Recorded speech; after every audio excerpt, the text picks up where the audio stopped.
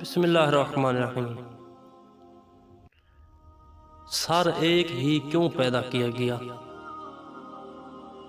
حضرت امام جعفر صادق علیہ السلام نے مفضل کو فرمایا، اب ذرا غور کرو ان اعضاء میں جو ایک ایک یا دو دو پیدا کیے گئے، اور اللہ تعالیٰ کی ان حکمتوں اور مصلحتوں پر توجہ مبذول کرو کہ اللہ تعالیٰ نے کچھ اعضاء کو ایک، کچھ کو دو اور کچھ کو اس سے زیادہ پیدا کیا۔ آخر ان میں کیا فوائد ہیں؟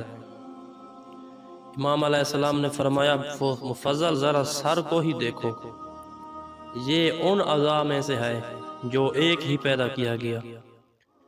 انسان کے لیے مناسب نہیں تھا کہ اس کی گردن پر ایک کے بجائے دو سر ہوتے، اس لیے کہ دو سروں کی ضرورت ہی نہیں تھی۔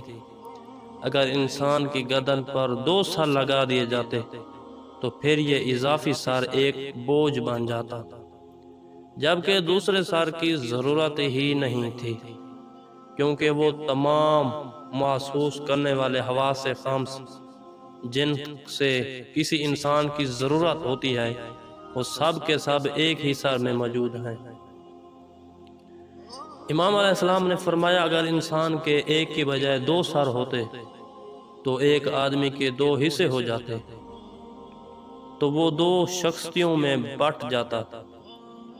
دو سروں یعنی دو دماغوں کی موجودگی میں اگر وہ ایک سر دماغ سے گفتگو کرتا یا عمل اور رد عمل کا اظہار کرتا تو دوسرا فالتو سمجھا جاتا، اور اگر وہ دونوں سروں سے کام لیتا تو ایک فضول سی بات ہوتی، اور اگر وہ ایک سر یعنی دماغ سے ایک بات کرتا اور دوسرے سے دوسری بات کرتا تو سننے والا سمجھ نہ پاتا کہ کون سی بات صحیح ہے اور کون سی غلط، کس بات پر اعتبار کیا جائے اور کسے نظر انداز کیا جائے۔